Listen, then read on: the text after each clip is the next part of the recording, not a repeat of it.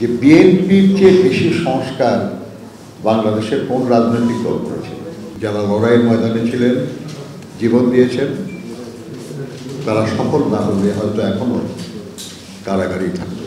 কাজেই এই দীর্ঘ লড়াইগুলিতে যারা জীবন দিয়েছেন তাদের প্রতি আমার দলের এবং নিজের পক্ষ থেকে কৃতজ্ঞতা জানাই।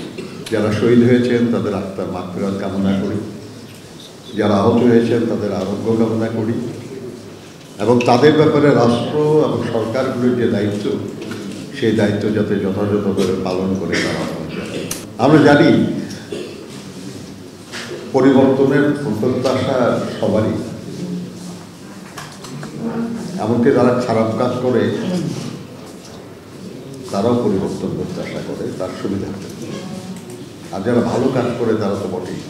কিন্তু কি দুর্ভাগ্য আমাদের যে আমরা অনেক লড়াইয়ে বিজয়ী হয়েছি, কিন্তু কোনো বিজয়ী আমরা শেষ পর্যন্ত ধরে রাখতে পারি নাই। 69-এর গণ-অভ্যুত্থানের মাধ্যমে একটা বিরাট পরিবর্তন সংঘটিত হয়েছিল। 70-এর নির্বাচনে পাকিস্তানিদের সমস্ত স্বপ্ন, সমস্ত হিসাব মিথ্যা প্রমাণিত করে আমাদের এই দেশের জনগণ ঐক্যবদ্ধ হয়েছে, কিন্তু তাদের আকাঙ্ক্ষা পূরণ হয় নাই। শেষ পর্যন্ত আমাদেরকে মুক্তিযুদ্ধ করতে হয়েছে, কিন্তু সেই মুক্তিযুদ্ধ করে যে দেশটাকে স্বাধীন করলাম আমরা, সেই স্বাধীন দেশে মাত্র 3.5 বছরের মধ্যে আমাদের সব স্বপ্ন ধূলিসাৎ হয়ে গেছে। দুর্ভিক্ষের শিকার, নিপীড়নের শিকার জনগণের উপর একদলীয় স্বৈর শাসন চেপে বসেছিল, গণতন্ত্র হারিয়েছিলাম। এবং আরো বিস্ময়কর যে একজন সামরিক শাসকের হাত ধরে, গণতন্ত্রকামী একজন সামরিক শাসকের হাত ধরে আমরা আবার সেই গণতন্ত্র ফিরে পেয়েছিলাম। আবার বহুদলীয় গণতন্ত্র এসেছিল শহীদ জিয়ার হাত ধরে, কিন্তু আবার 1982 সালে সেই গণতন্ত্র আমরা হারালাম আরেকজন সামরিক স্বৈর শাসকের।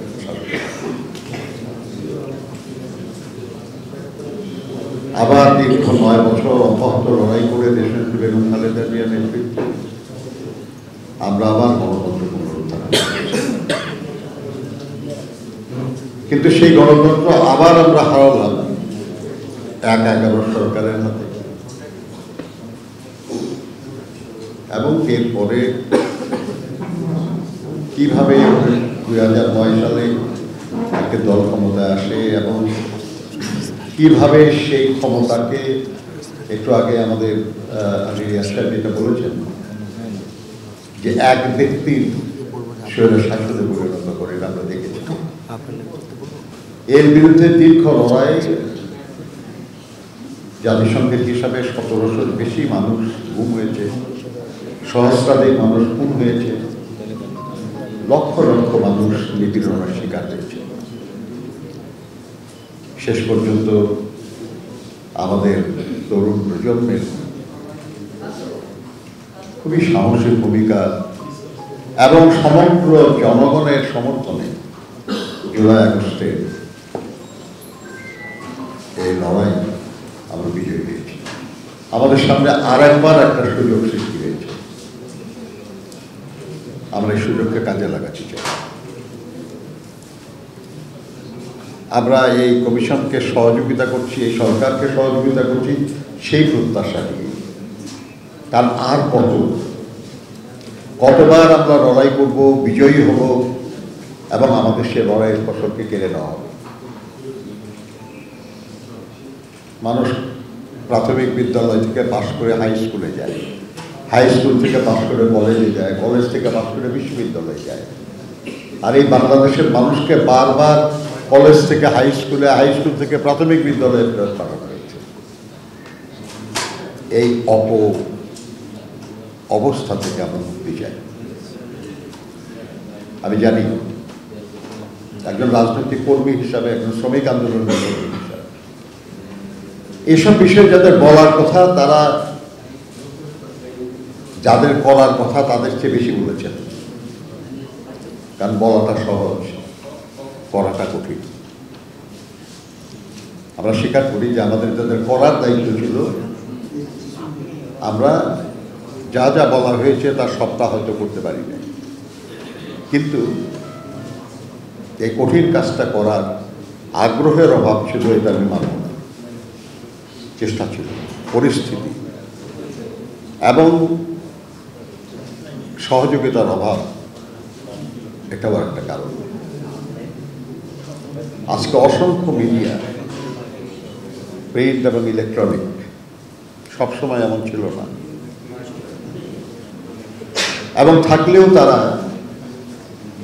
তাদের যে ভূমিকা সেটা কতখানি পালন করতে পেরেছেন বা করেছেন, এটা তারাও ভালো বলতে পারবেন। আমি বিশ্বাস করি যে প্রস্তাবগুলি করা হয়েছে, এর মধ্যে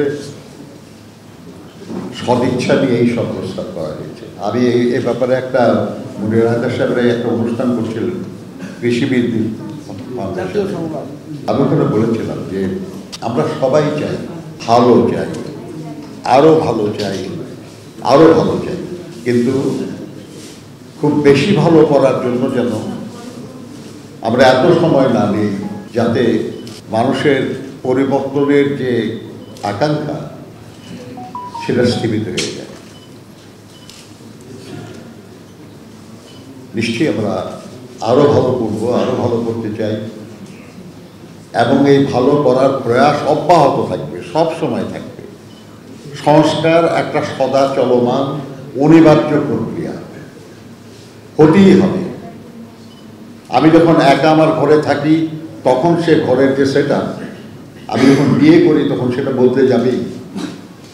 আমার যখন সন্তান হবে তখন সেটা আবার বদলে যাবে, আর একটা সন্তান হলে আরো বদলে যাবে, তাদের বয়স যখন বাড়বে তখন আবার বদলে যাবে। সময়ের সাথে সাথে অনেক কিছু বদলায়, বদলাবেই, অনিবার্য চলমান প্রক্রিয়া বলেছি আমি। আমরা বিএনপির পক্ষ থেকে সালাউদ্দিন সাহেবের নেতৃত্বে সবাই, আমাদের এখানে যারা সহকর্মীরা আছেন সবাই কঠোর পরিশ্রম করেছেন। আমাদের বারবার স্ট্যান্ডিং কমিটি মিটিং হয়েছে, আমাদের ভারপ্রাপ্ত চেয়ারম্যান নিজে উপস্থিত থেকেছেন, বিস্তারিত আলোচনা করেছি আমরা, এবং তারই আলোকে আজকে আমাদের সহকর্মীরা এই নিয়ে কথা বলবেন আপনাদের। আমরা কালকেও প্রধান উপদেষ্টা সাহেবকে বলেছি যে বিএনপির চেয়ে বেশি সংস্কার বাংলাদেশের কোন রাজনৈতিক দল করেছে। রাজনৈতিকভাবে যদি বলেন, গণতন্ত্র পুনঃপ্রতিষ্ঠা তো বিএনপি করেছে, বহুদলীয় গণতন্ত্র তো বিএনপি পুনঃপ্রতিষ্ঠা, সংসদীয় গণতান্ত্রিক ব্যবস্থা তো বিএনপি পুনঃপ্রতিষ্ঠা করেছে, তত্ত্বাবধায়ক শাসন ব্যবস্থা তো বিএনপি করেছে। আপনার প্রশাসনের বিকেন্দ্রীকরণও অনেক ক্ষেত্রে করেছে, এমনকি বিএনপি তো গ্রাম সরকার করার উদ্যোগ করেছিল। আপনি আর কত দূর পর্যন্ত আমরা প্রশস্ত করতে চাই। আপনি মুক্তবাজার অর্থনীতি, যদি অর্থনীতিকে দেখেন, মুক্তবাজার অর্থনীতি বিএনপি, দুর্নীতি দমন কমিশন, দুর্নীতির কথা বলতে দুর্নীতি দমন কমিশন বিএনপি গঠন। আজকে অর্থনীতির সরকারের রাজস্বের অন্যতম খাত হলো value added tax, VAT, BNP করেছে। আজকে বাংলাদেশের অর্থনীতির মূল স্তম্ভ তৈরি পোশাক শিল্প বিএনপির হাতে আসে, কৃষি উন্নয়ন বিএনপির হাতে, প্রবাসী কর্মসংস্থান বিএনপির হাত ধরে। এরকম অসংখ্য দৃষ্টান্ত আমরা দিতে পারি, পল্লী বিদ্যুতায়ন থেকে শুরু করে সমবায়ের উন্নয়ন, কুটির শিল্প, ক্ষুদ্র শিল্প প্রতিষ্ঠান। কাজে বিএনপি সংস্কারের বিপক্ষে না, বিএনপি সংস্কারেরই দল। কিন্তু কেউ কেউ নানান কথা বলেন, তারা যখন সংস্কারের দ্বন্দ্বের উচ্চারণ করেন নাই, তখন তো দেশনেত্রী বেগম খালেদা জিয়া ভীষণ 2030 দিয়েছেন। আরো বহুজন যখন সংস্কারের কথা ভাবে নাই, তখন শহীদ জিয়া তো 19 দফা কর্মসূচি দিয়েছিলেন। আমরা তো দেশের আন্দোলনের রত সব রাজনৈতিক দলের সঙ্গে আলোচনা করে 31 দফা রাষ্ট্র সংস্কার কর্মসূচি দিয়েছি, এবং আমরা এটা বলেছি যে এর চেয়ে ভালো প্রস্তাব কারো থাকলে আমরা সেটা সাদরে গ্রহণ করব। এবং আমরা এই যে সংস্কার কমিশনের কাজ, আমরা এটাকে ওই দৃষ্টিকোণ থেকে নিয়েছি যে আমরা কিছু সংস্কারের প্রস্তাব করেছি, আরও কিছু ভালো প্রস্তাব আসছে, আমরা সেটা আলোচনা করে গ্রহণযোগ্য হলে, জনস্বার্থে বিবেচনা করলে আমরা সেটাকে গ্রহণ করব।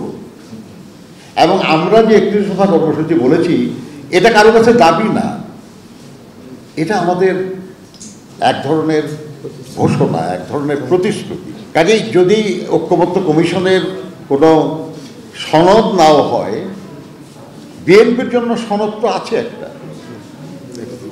সংস্কারের সনদ। কাজে আমরা এর পক্ষে। আমরা শুধু একটা জিনিস বলবো যে সব কিছুর মূলে জনগণ, জনগণের সম্মতিতে যেন সব হয়। আর জনগণ কার মাধ্যমে সম্মতি জানায় আমরা জানি। আমরা অনেক আলোচনা করবো। আমি বিশ্বাস করি আর কি যে এমন যোগ্য মানুষরা এই দায়িত্ব পেয়েছেন যে তাদের নেতৃত্বে এই কমিশনগুলির কাজ করেছে এবং তাদের সহযোগিতায় আমরা আগামী দিনে আমাদের দেশটাকে এগিয়ে নেওয়ার চেষ্টা করতে পারবো। এবং আমি তো আশা করি অন্তত যে দেখে যাব যে আমাদের কাঙ্ক্ষিত পরিবর্তনের পথে আমরা এগোচ্ছি এবং ইনশাআল্লাহ পৌঁছে যাব।